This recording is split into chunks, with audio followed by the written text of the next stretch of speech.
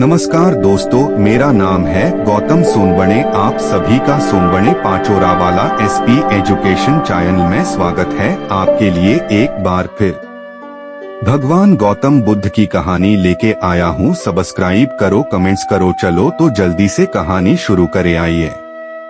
बहुत समय पहले की बात है। किसी गांव में एक सम्राट था। उस सम्राट के पास सब कुछ था। बेशुमार दौलत थी, अच्छी प्रजा थी जो उसका ख्याल रखती थी, उसके आदेशों का पालन किया करती थी और वह भी अपनी प्रजा का खूब ध्यान रखा करता था। उन्हें कभी किसी चीज की कोई कमी महसूस नहीं होने देता था। कहने को तो उस सम्राट के पास सब कुछ था, किसी चीज की कोई कमी नहीं थी, लेकिन उसका मन कभी किसी एक काम पर नहीं टिक पाता था। वह जब भी किसी भी चीज को करने का प्रयास करता तो उसका ध्यान कहीं भटक जाता। इस चीज को लेकर वह बहुत चिंतित रहता था। कई बार वह अपने बगल के राज्य के राजाओं से भी मिला था और सभी ने उसे अलग अलग राय दी थी। सभी ने उसे अलग अलग तरीके बताए थे। जो भी तरीके उस सम्राट ने सुने थे, उन तरीकों को अपने जीवन में उतारा, लेकिन उन उपायों से उसे कोई लाभ ना मिला, जिसके कारण वह हमेशा चिंतित रहता, परेशान रहता। कई बार तो रातों को उसे नींद भी नहीं आती और वह केवल करवटें बदलता रहता। एक दिन सम्राट के कानों तक एक बात पहुंची कि उसके राज्य में एक ऐसा असाधारण व्यक्ति है जिसके शब्द अनमोल है, जिसके एक एक शब्द में जीवन का रहस्य छुपा है, जीवन का सत्य छुपा है, और उस व्यक्ति से मिलने के लिए लोग दूर दूर से आते हैं, क्योंकि हर व्यक्ति की समस्या का समाधान वह बहुत ही सरलता और आसानी से करता है। यह बात सुनकर सम्राट बहुत प्रसन्न हुआ। उसे लगा कि अब उसके सवालों का जवाब उसे मिल जाएगा। इतनी तारीफ सुनकर सम्राट ने यह तय किया कि वह तुरंत ही जाकर उस व्यक्ति से मिलेंगे और उसे यह भी पता चल जाएगा कि जो लोग उनकी इतनी तारीफ कर रहे हैं, क्या वह सच है या नहीं। अगले दिन सुबह सुबह वह सम्राट उस व्यक्ति से मिलने के लिए निकल गया। रास्ता कुछ ज्यादा ही लंबा था, जिस कारण सम्राट ने बीच रास्ते में आराम किया। वहां पर उपस्थित हर कोई उस व्यक्ति के बारे में जानता था। जब सम्राट ने उनसे उस व्यक्ति के बारे में पूछा तो वे लोग उस असाधारण व्यक्ति की खूब तारीफ कर रहे थे। तभी सम्राट ने सोचा कि लगता है यह व्यक्ति बहुत बुद्धिमान है, बहुत ज्ञानी होगा और प्रभावशाली व्यक्ति होगा, अन्यथा हर कोई उसकी इतनी तारीफ नहीं करता। जरूर ही उस व्यक्ति में ऐसी कोई बात अवश्य है जिसके कारण हर कोई उन्हें जानता है और उनकी तारीफ कर रहा है।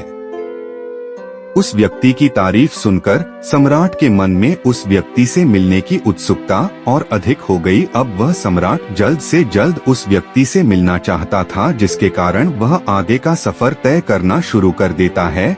जैसे तैसे वह सम्राट उस व्यक्ति के आश्रम पहुंचा, पर आश्रम में उसे कोई नजर नहीं आया। आश्रम के पीछे एक छोटा सा बगीचा था। जब सम्राट वहां पहुंचा तो उसने देखा कि एक माली बगीचे में काम कर रहा था। उसका पूरा शरीर मिट्टी से लथपथ, पैरों में कोई चप्पल नहीं थी। इसको देखकर सम्राट ने माली से कहा, सुनिए महोदय, इस आश्रम के मालिक कहाँ हैं? मैं उनसे मिलने आया। इस पर वह माली जवाब देते हुए कहता है, श्रीमान आप अंदर बैठिए, मैं उन्हें बुलाता हूँ, वह जल्द ही आपसे मिलेंगे। माली की यह बात सुनकर सम्राट अंदर कुटिया में जाकर बैठ गया और उस असाधारण व्यक्ति के आने का इंतजार करने लगा। कुछ देर प्रतीक्षा करने के बाद जब असाधारण व्यक्ति उस सम्राट के सामने पहुंचा, उसने देखा कि यह तो वही व्यक्ति है जो बगीचे में काम कर रहा था। सम्राट ने उन्हें नमस्कार किया और बहुत हैरानी से कहा, अरे आप तो वही माली है जो बाहर बगीचे में काम कर रहे थे। लेकिन अब की बार तो माली एक बौद्ध भिक्षु के रूप में आया था। तभी बौद्ध भिक्षु सम्राट से कहते हैं, सम्राट मेरा मजाक माफ कीजिए, मैं बगीचे में छोटा सा काम कर रहा था। मैं ही यहाँ का माली हूँ और मैं ही वह असाधारण व्यक्ति हूँ जिससे आप यहाँ इतनी दूर मिलने आए। कृपया करके अपने आने का कारण बताएं। इस पर सम्राट उन बौद्ध भिक्षु से कहता है, हे महाराज, मैंने सुना है कि आप जैसा व्यक्ति इस पूरे राज्य में नहीं है। मैंने आपकी तारीफ सुनी है, मैंने आपके बारे में कई सारी अच्छी बातें सुनी हैं। मैंने यह भी सुना है कि आपके पास जो भी अपनी समस्या लेकर आता है उसकी समस्या का समाधान आप अवश्य करते हैं। इसी कारण वश मैं आज आपसे यहाँ पर मिलने आया हूँ और मैं आपसे उपदेश सुनना चाहता हूँ। लेकिन मेरे मन में एक शंका है। इस पर बौद्ध भिक्षु सम्राट से कहते हैं। कैसी शंका? इस पर सम्राट कहता है, मैंने बहुत से विद्वानों को देखा है, बहुत से ज्ञानियों को देखा है। वे जब भी चलते हैं तो उनके पास तरह तरह की ज्ञान की किताबें होती हैं। उनके पास ऐसा कोई ना कोई संकेत जरूर नजर आता है जिससे यह पता चल सकता है कि वे लोग ज्ञानी हैं। लेकिन आपके पास तो ना कोई ज्ञान की किताबें हैं और ना ही कोई ऐसी कला के संकेत आप में नजर आ रहे हैं, लेकिन उसके बावजूद आप बहुत शांत नजर आ रहे हैं। क्या आप मुझे इसका रहस्य बता सकते हैं? इस पर बौद्ध भिक्षु मुस्कुराने लगे और सम्राट से कहते हैं, मेरा ज्ञान तो इस संस्कार में प्रकृति के रूप में हर जगह है। मैं अपना ज्ञान जीवन की सरल और साधारण वस्तुओं से ही लेता हूँ। पर महाराज, आप यहाँ किस समस्या को लेकर परेशान हैं? कृपया आप मुझे आपके यहाँ आने का कारण समझाएं। इस पर सम्राट कहते हैं, गुरुवर, मेरे यहाँ आने का कारण यह है कि मैं किसी भी काम को लेकर लंबे समय तक उसी कार्य पर अपना ध्यान नहीं लगा पाता। मैं कुछ ही देर में उस कार्य से भटक जाता हूँ। कृपया कर मुझे अपने इस समस्या का समाधान बताएं। मैं इस बात से काफी चिंतित हूँ। बौद्ध भिक्षु ने सम्राट की चिंता को समझकर कहा, महाराज, आपकी समस्या मुझे समझ आ गई है। आप जिस कार्य पर ध्यान नहीं लगा पा रहे उसके लिए मैं आपको एक उपाय बता सकता हूँ, लेकिन आज आपको देर हो चुकी है। आप मुझे कल सुबह मिलिए। कल सुबह का समय ठीक रहेगा। कल सुबह जब आप मुझसे मिलेंगे तो मैं आपके सभी सवालों का जवाब आपको दे दूंगा। यह कहकर बौद्ध भिक्षु वापस अपने बगीचे में लौट गए और वह सम्राट भी वापस अपने महल लौट गया।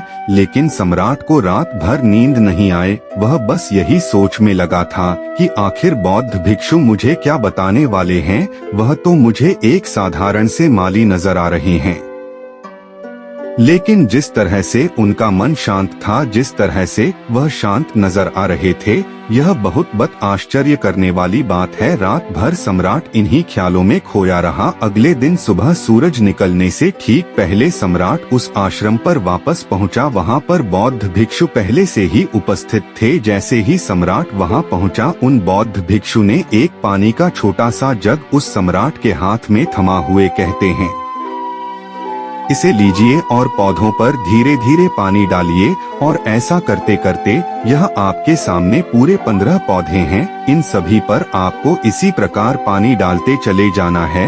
लेकिन जब आप इस क्रिया को कर रहे होंगे तो उस वक्त मेरी एक बात का अवश्य ध्यान रखिएगा कि आपको इस दौरान कुछ और नहीं करना है, ना कुछ सोचना है और ना ही कहीं आपका ध्यान भटकना चाहिए।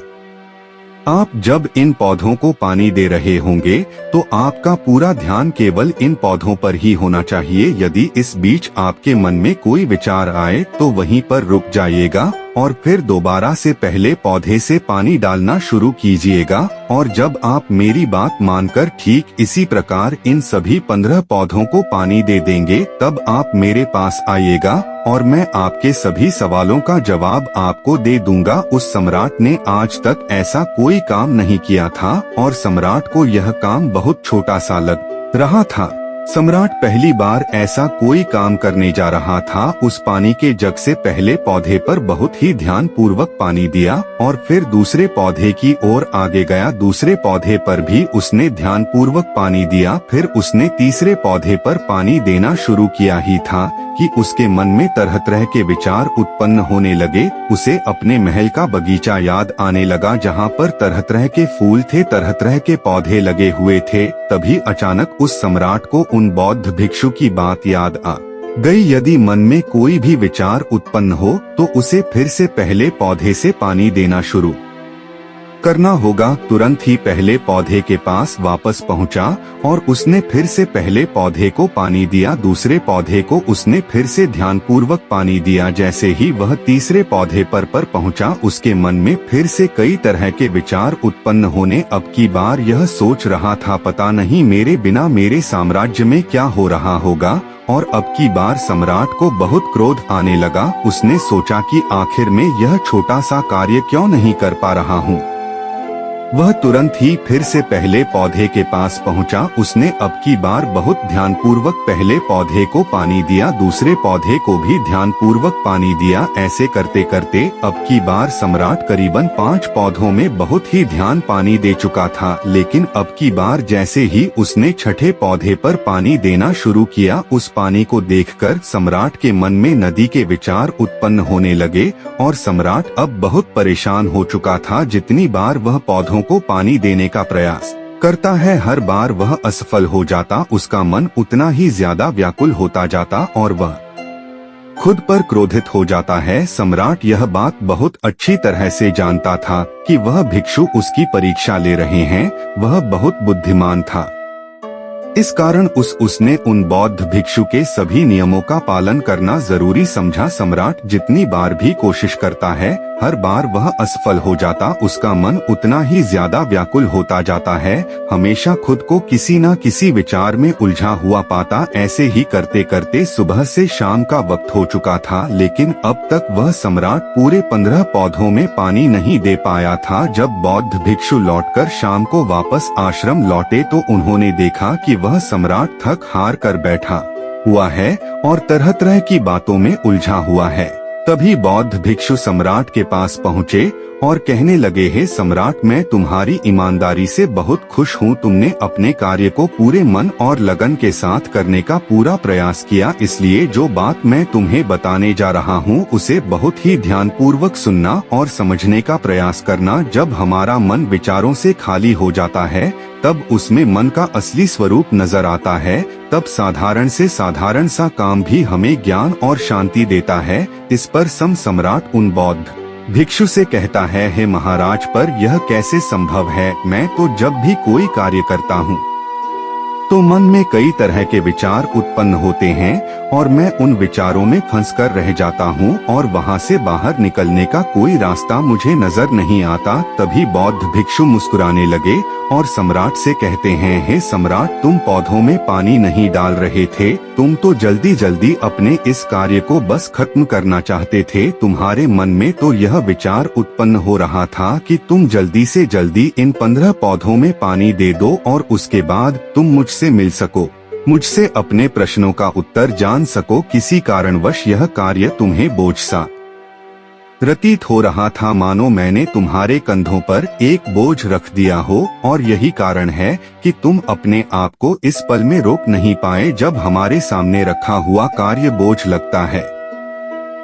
तो हम उसे बस जैसे तैसे खत्म करना चाहते हैं और उस काम को करते समय हम अपना पूरा ध्यान उस कार्य पर नहीं दे पाते। किंतु अगर तुम इस पल के महत्व को समझ पाते, इसके महत्व को महत्व दे पाते और केवल पौधों और पानी पर ध्यान देते, तो तुम्हें कोई भी विचार परेशान नहीं कर पाते। इस पर सम्राट कहता है, हे महाराज, मुझे आपकी यह बात समझ में आ रही है कि मैं जल्दी जल्दी इस कार्य को खत्म करके आपसे मिलना चाहता था, जिस कारण मेरा मन इस कार्य में पूरी तरह से नहीं लग सका। लेकिन यह एक पल है जो हम जी रहे हैं, उस पल में रहना बहुत कठिन है। क्या मुझे इसके लिए कोई तपस्या या तप करना होगा? इस पर बौद्ध भिक्षु एक बार फिर मुस्कुराने लगे और सम्राट से कहते हैं, जिस शांत मन की तलाश तुम कर रहे हो, वह शांत मन तो पहले से ही मौजूद है, वह तो पहले से ही तुम्हारे भीतर है। इसके लिए तुम्हें कहीं भी जाने की कोई आवश्यकता नहीं है और न ही तुम्हें कहीं शांत जगह जाने की आवश्यकता है। इसके लिए कुछ जरूरी है तो वह है अपनी सांसों पर ध्यान देना। इसलिए अपनी सांसों पर ध्यान देना सीखो। हम किस तरह से सांसें ले रहे हैं और किस तरह से त्याग रहे हैं, इस बात को देखने और समझने का प्रयास करें। तब तुम्हें यह समझ में आ जाएगा कि तुम्हारा शांत मन तो तुम्हारी सांसों के साथ ही बना हुआ है। उसके बाद तुम चाहो तो कोई भी कार्य करते वक्त भी अपनी सांसों पर ध्यान दे सकते हो। जब तुम कहीं चल रहे हो, कोई ऐसा कार्य कर रहे हो, तो तुम्हें अपनी सांसों पर ध्यान देना चाहिए, या कोई भी ऐसी क्रिया जो तुम्हें वर्तमान से बांधे रखें। इसका एक और तरीका है, 2-4 मिनट अपने आसपास की प्रकृति पर गौर करो, देखो कि क्या चल रहा है तुम्हारे आसपास। इससे तुम वर्तमान में आ जाओगे। फिर तुम अब कार्य को जल्दी जल्दी बस यूं ही खत्म नहीं करके उसे पूरे मन से करने का प्रयास करो, जिससे तुम्हारा मन एकाग्र होगा। और जब तुम्हारा मन एकाग्र होगा तो तुम चाहे कोई भी कार्य क्यों ना करो, फिर चाहे वह छोटा हो या बड़ा, तुम्हारा मन उसमें पूरी तरह से विलीन हो जाएगा और वह कार्य ही तुम्हें शांति और ज्ञान भी प्रदान करेगा। ऐसे समय पर हमारे मन में किसी प्रकार के कोई विचार उत्पन्न नहीं हो पाते, और जब हम ऐसा करते हैं तो कर्ता और कर्म एक हो जाते हैं और हमारे भीतर की जो शांति है वह प्रकट होने लगती है। हम उसमें मग्न हो जाते हैं। इसे तुम चाहे तो आनंद कह सकते हो या फिर वर्तमान में जीना कह सकते हो, और यह अवस्था सरलता से प्राप्त भी कर सकते हो। बस तुम्हें केवल अभ्यास करना होगा। बौद्ध भिक्षु सम्राट से कहते हैं, जो मन मुश्किलों में शांत रहता है, मुश्किलों से भागता नहीं है, केवल सचेत रहता है, वह मन हर परेशानी को पार कर सकता है, हर दुविधा से बाहर निकल सकता है। सम्राट को उन बौद्ध भिक्षु की यह सारी बातें समझ में आ चुकी थी। उसने उन बौद्ध भिक्षु को प्रणाम किया और वहां से वापस वह अपने राजमहल लौट आया। उसने अपनी सांसों पर ध्यान देना शुरू किया और धीरे धीरे इस निरंतर अभ्यास के कारण वह अपने हर कार्य को ध्यान और मन लगाकर किया करता था, जिससे उसे असीम शांति मिलती थी और वह छोटे छोटे कार्यों से भी ज्ञान प्राप्त कर लेता था। इसलिए दोस्तों, कभी किसी कार्य को बोझ मानकर मत कीजिए, क्योंकि यदि आप उसे बोझ मानेंगे तो जल्दी उसे आप अपने ऊपर से उतारने का प्रयास करेंगे, अर्थात उसे जल्दी जल्दी खत्म करने का प्रयास करेंगे। लेकिन इस प्रयास के दौरान आप जो भी कार्य करेंगे वह पूरे मन और लगन से नहीं हो पाएगा, और ऐसे में आप उस कार्य को जो अंजाम देना चाहते हैं, हो सकता है कि आप उसे अंजाम भी ना दे सके, और इसी कारण वश आपके मन में तनाव भी पैदा हो जाता है। हम चिंतित रहने लगते हैं, परेशान रहने लगते हैं, क्योंकि जो अंजाम हम उस कार्य को देना चाहते थे, अंजाम हम उस कार्य को ना दे सके। और हम में से अधिकांश लोग यही गलतियां करते हैं। जब उन्हें कोई कार्य सौंपा जाता है तो वह उस कार्य को करने का प्रयास तो करते हैं, लेकिन वह चाहते हैं कि वह कार्य कितनी जल्दी खत्म हो जाए, और वह उस कार्य को करते वक्त अपने आप को वहां नहीं रख पाते, बल्कि उनका मन तो कहीं और ही भटकता रहता है, जिससे हमारा मन हम पर हावी होने लगता है, हमें तरह तरह के विचार दिखाता है और हम उन विचारों में डूबते चले जाते हैं। हम उन विचारों में फंसते चले जाते हैं और फिर वहां से हमें निकलने का कोई रास्ता नजर नहीं आता, जिससे हमारे मन में तनाव पैदा होने लगता है। हम बहुत परेशान रहने लगते हैं। हम चाहकर भी किसी कार्य को नहीं कर पाते, और जो कार्य हमें वर्तमान की ओर ले जा सकता था, उस दरवाजे को हम खुद ही बंद कर देते हैं, क्योंकि वह कार्य हमें बोझ लगने लगता है। इसलिए जब भी आप कोई कार्य शुरू करना चाहते हैं तो उससे पहले अपना पूरा ध्यान अपनी सांसों पर केंद्रित करें, और फिर आप चाहे तो अपने काम के दौरान भी अपनी सांसों पर अपना ध्यान लगाए रख सकते हैं, और यही सांस का जो ध्यान है यह आपके काम के ध्यान में परिवर्तित हो जाएगा, और इस कार्य में जो भी कठिनाइयां उत्पन्न हो रही हैं उसे आप पल भर में सुलझा देंगे। फिर चाहे कैसी भी विपरीत परिस्थितियां आपके सामने क्यों ना आ जाएं, आप उस कार्य को पूरे मन और लगन के साथ पूरा करके ही रहेंगे। चलो दोस्तों, तो भगवान गौतम बुद्ध की ये कहानी कैसे लगी कमेंट्स करके बताओ। मेरे चैनल पर नए हो तो सब्सक्राइब करो, हम आपके लिए ऐसी नई कहानी लाएंगे। नमस्कार।